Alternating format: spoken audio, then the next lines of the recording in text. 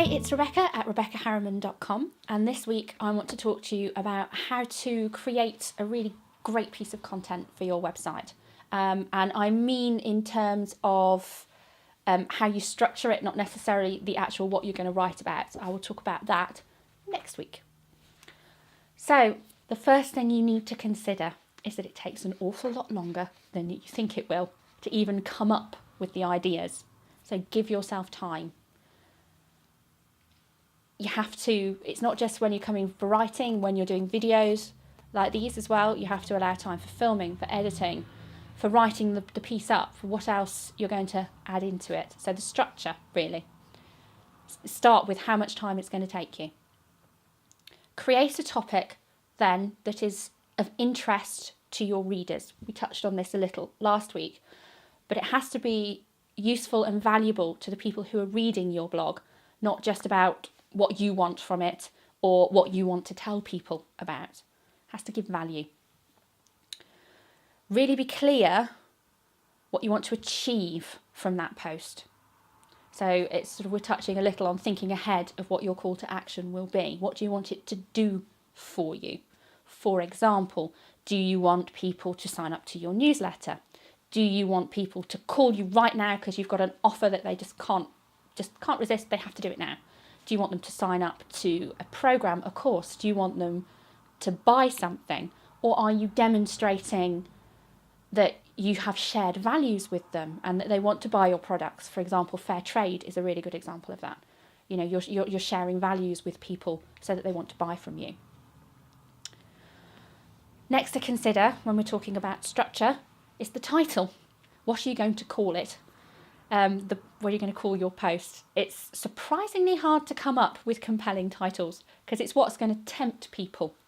So I tend to start, just a bit of a tip, I tend to start with what I think it's about, how to write great blog content, and then I record my blog or I write the piece up, and then I go back and I look at whether the title matches that or whether it's interesting enough. So I tend to review it at the end, and I'll probably tweak it. Your blog post has to have a point as well. It has to have structure. It has to have introduction, what you want people to do, expand on what the benefit is or what the story is, and then remind people what you want them to do at the end. So in that point, a good tip for you is to paint a picture. Paint a picture for your readers about what the scenario will be if they don't do whatever it is that you want. And how what you're asking them to do is of benefit to them. So imagine you hadn't watched this video and you had no idea how to put together great content for your blog. You get no readers, you give up, you kind of sit there going, why am I bothering? Why do I blog? I'm not ranking, I don't know what to do.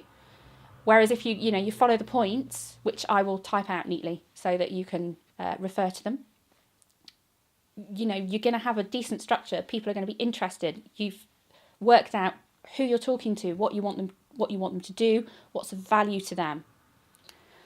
Always make sure that you put that call to action that we mentioned at the end of the post.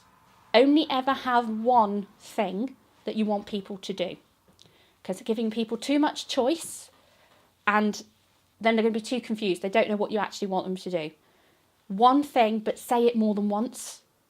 So you have the call to action prominently at the end, but you've mentioned it previously higher up in your post.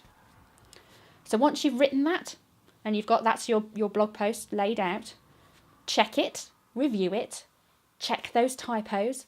I, for example, get my husband to read through all my posts because I do tend to abuse the comma.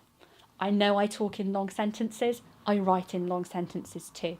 Make sure that it's all grammatically correct. There's nothing worse than, posting something and then realising that you've spelt it all wrong. You can go and edit, it's fine, but you don't want the grammar Nazis in your comments.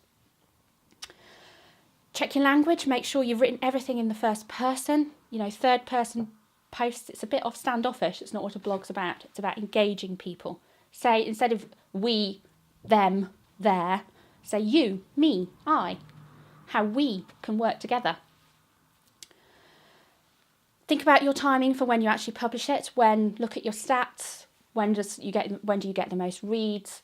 What works for you? For example, I always try to publish on a Tuesday because I seem to get a lot of more interaction and comments if I post on a Tuesday. So this will be coming out on a Tuesday.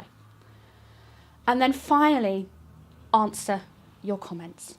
If people leave something in your comments, actually reply, even if it's just a thanks for commenting, really appreciate your input, because it builds those relationships. It shows people that you are reading. Do you have any great tips as well that you'd like to share with us? Add them in the comments below. What makes a great blog post for you? Is there anything I've missed out in terms of the structure? We'll be talking, as I said, about content ideas next week.